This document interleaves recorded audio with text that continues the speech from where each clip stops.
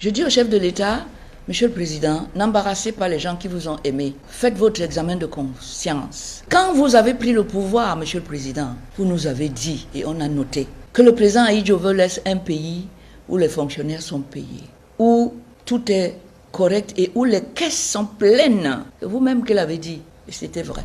Vous pensez que votre successeur va dire la même chose en admettant qu'il y en ait un? Mais il y en aura forcément un, puisque de manière naturelle ou accidentelle, ou de par votre volonté, vous allez quitter le pouvoir. Vous êtes sûr? L'âge étant là, les jambes ne tiennent plus, le cerveau ne fonctionne plus. Je vous dis ça parce que je suis dans cette situation, puisque je suis dans mes 80 ans. Je sais ce qui a changé en moi, et que je ne peux plus donner aux Camerounais. Je ne peux même pas le leur promettre, parce que c'est faux. Monsieur le Président, franchement, reconnaissez en vous-même et devant nous que vous avez failli, que vous nous avez déçus, que vous n'avez pas rempli les promesses électorales que vous faites depuis 43 ans. Quand on vous voit, ça nous donne peut-être l'espoir que, il y a encore quelque chose qu'on peut faire ensemble. Mais même ça, vous avez disparu. On ne vous voit même plus du tout. Je suis assis sur le trône du peuple souverain. Je ne peux pas trahir le peuple en disant au président de la République qu'il a bien mené le pays et qu'il a conduit ses compatriotes à la fierté parce qu'il les a conduits à un développement et à un enrichissement auquel ils ont le droit d'aspirer. Je ne peux pas dire ça. Et très peu de Camerounais peuvent le dire. Bonjour les enfants, c'est papa. Mon mur est un asile psychiatrique à ciel ouvert et ma salle d'attente est toujours bondée. Bienvenue à la clinique les enfants. Répondant à un journaliste français qui lui posait la question, le vieux président paresseux, feignant et inconséquent qu'on appelle Paul Biya répondait de la sorte: je veux que le peuple du Cameroun retienne de moi que je suis l'homme qui a apporté la démocratie. Quand il se voit lui-même, cette simple promesse-là, est-ce qu'il croit qu'on va retenir de lui qu'il est l'homme qui a apporté la démocratie? Non. On ne va pas retenir de Paul Biya qu'il est l'homme qui a apporté la démocratie.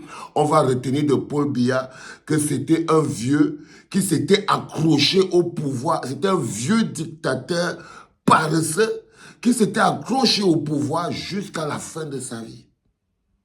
À un prix exorbitant pour le peuple. C'est-à-dire qu'il a sacrifié la santé des Camerounais. Les enfants vivent accrochés sur les chaises d'hôpital. Les mamans naissent à deux. On évente les mamans devant l'hôpital pour sortir les bébés. Et quand tu arrives à l'hôpital, quand tu vois le plateau technique, même l'hôpital, c'est l'eau qui coule comme ça là et tout. Donc pour sa conservation de pouvoir, il a sacrifié la santé des Camerounais pour faire 42 ans de pouvoir. On a le plateau technique le plus pauvre. Quand tu entres dans un hôpital au Cameroun avec la toux, tu ressors avec le choléra. Tu entres dans un hôpital camerounais avec la toux, tu ressors avec le choléra. C'est le prix de 43 ans de pouvoir. Chaque chose a un prix. Et la durée de vie de Paul Biya a eu un prix clair et net sur la vie des Camerounais. Sur l'éducation des Camerounais, les 43 ans de pouvoir de Paul Biya ont coûté l'éducation globale des Camerounais. Il n'y a même plus un laboratoire à l'université. Et quand Paul Biya prenait le pouvoir, il y avait le restaurant, les psys, le laboratoire à l'université. Il y avait les accords avec les universités à Londres, à Washington, à machin. Les gens faisaient les échanges scolaires entre les universités. On avait un pays avec une vision claire. Quand tu partais à l'école, les enfants étaient assis, il y avait encore l'école. Aujourd'hui, sous le règne de Paul Biya, pour ses 42 ans de pouvoir, il a sacrifié l'éducation. C'est-à-dire qu'il n'y a même plus l'argent pour payer les enseignants. Les enseignants sont en mode OTS parce que le train de vie de Paul Biya et de ses amis coûte très cher. La conservation de pouvoir coûte très cher. Il a sacrifié l'éducation. Il a sacrifié l'éducation. Totalement sacrifié, au point où même les enseignants ne sont pas payés pour que lui continue d'avoir son train de vie précieux. Je vous l'ai dit en premier podcast. Pour sa conservation, ses besoins de conservation personnelle, 43 ans de souffrance, il a pris tout le bois. Il a sacrifié le bois du Cameroun. Le bois qui construirait tout le Cameroun. Les maisons, les immeubles, les ponts, les machins. Le bois camerounais, Paul Biya a pris, l'a donné à son fils, Franck Biya. En ce moment précis, c'est lui qui mange tout l'argent du bois du Cameroun. Et par la même occasion, il détruit toutes les petites routes où les Camerounais qui sont pauvres, qui vivent malheureusement dans la forêt où ils coupent tout ce bois, eux, ils cultivent le manioc, les ignames, la patate, les plantains pour manger. Et ils ne peuvent pas quitter avec ça de leur village, de leur champ jusqu'à leur village, parce que les camions de Franck Biya détruisent toute la route. Donc on a même des villages comme la banane, pour ça c'est 45, c'est ce que Paul Biya aura apporté au Cameroun. C'est 43 ans de pouvoir. Son neveu, il a pris toutes les mines. Vous avez vu les mines de bronze, mines de... Le sous-sol camerounais, Paul Biya a partagé à ses enfants. Les recettes, on dit que réserves naturelles, ressources naturelles appartenant à un pays, quand tu prends tout le bois d'un pays, tu donnes à ton fils. C'est pour le reste construit, quoi. Il n'y a pas une maison... Il n'y a pas une maison en planche, il n'y a pas de chalet au Cameroun. Pourtant, on a tout le bois du monde. On court après les parpaings. Un pays où on court après le ciment, les parpaings, alors qu'on a les briques de terre, on a le bois. On devait arrêter avec les importations de ciment, de machins, tout ça.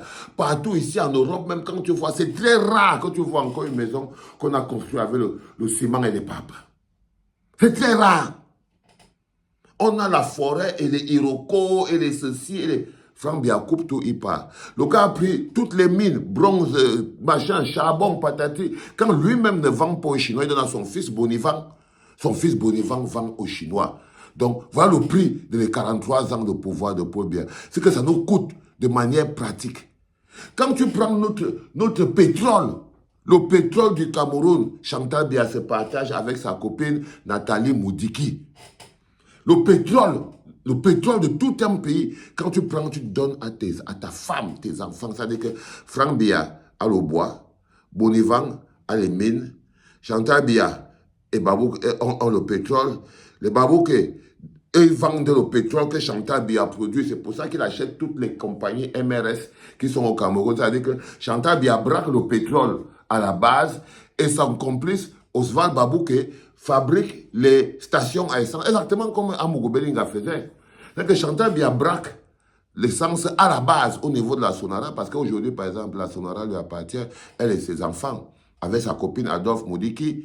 Donc, elle braque le pétrole, le pétrole à la base, l'essence à la base, et les Babouké construisent les stations à essence pour vendre ça aux Camerounais qui ne sont même pas payés par mois. Pour vendre ce pétrole, cette essence, après vous avoir arraché votre terrain, pour vous le revendre. C'est-à-dire qu'elle a pris le pétrole, elle est partie avec. C'est ça qu'on va retenir. Voilà le prix de la conservation de pouvoir de Paul Biya. Et maintenant, quand vous voyez maintenant les pauvres Camerounais, il faut aussi les maintenir dans le silence, la terreur et la peur. Donc, il ne faut pas seulement voler tout ça, les ressources. Maintenant, il faut s'appliquer sur les Camerounais. Il faut qu'ils apprennent à fermer leur gueule. Il faut les traumatiser. Il faut les piétiner. Il faut les agresser. Si quelqu'un pense même fort, il faut l'oppresser.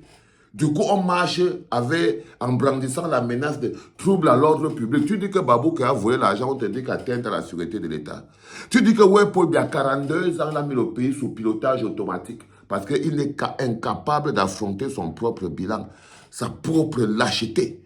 C'est-à-dire que voilà un bonhomme, 43 ans plus tard, il n'est pas capable de se placer devant le peuple pour dire au peuple, voici ce que j'ai fait pendant 43 ans. Parce que tout ce qu'il a fait pendant 43 ans n'est que pure destruction de tout ce que son prédécesseur, Ahidjo, avait laissé.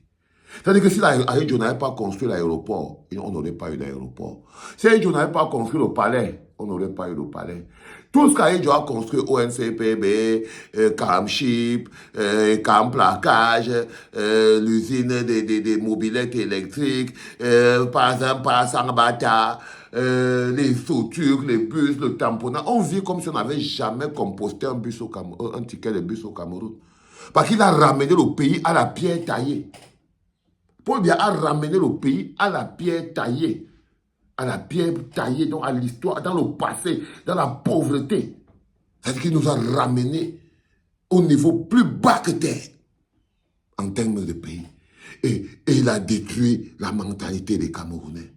Il a détruit. Avant, les Camerounais avaient peur de la chose publique. Sous le règne d'Ahidjo, un fonctionnaire réfléchissait avant de prendre les 5 francs de l'État. Il savait qu'il va se retrouver en prison direct. Sous le règne de Paul Biya, les fonctionnaires sont devenus des racketteurs. Ils sont tous membres du RDPC. Parce que ça leur permet de racketter. Toute l'administration camerounaise est devenue sous-section du RDPC, où les militants du RDPC rackettent les pauvres Camerounais qui, pour l'acte de naissance, qui pour la carte d'identité, qui pour avoir seulement la carte d'identité au Cameroun. C'est la sorcellerie. Et comme si ça ne suffisait pas, quand les Camerounais tournent le dos et lui disent non, on n'est plus d'accord avec toi, ils importent les Africains étrangers, Maliens, Congolais, Gambiens, par le biais du HCR pour pouvoir les faire voter à la place des Camerounais. Non, on doit arrêter ça. On doit arrêter ça, les enfants. Parce que même ça, là, si on n'arrête pas, le Seigneur peut nous dire que quand le Seigneur va foudroyer le Cameroun pour non-assistance à ses propres enfants en danger, on n'aura que nos yeux pour pleurer. C'est pour ça que je vous dis que cette année 2025, nous avons l'ultime chance de nos vies. Nous avons la possibilité de nos vies, de faire partie de notre histoire, d'écrire nous-mêmes les nouvelles pages de notre histoire, en commençant par le chapitre où on chasse proprement Paul Biya et tout ce qu'il représente dans notre environnement. C'était le deuxième en direct de la clinique.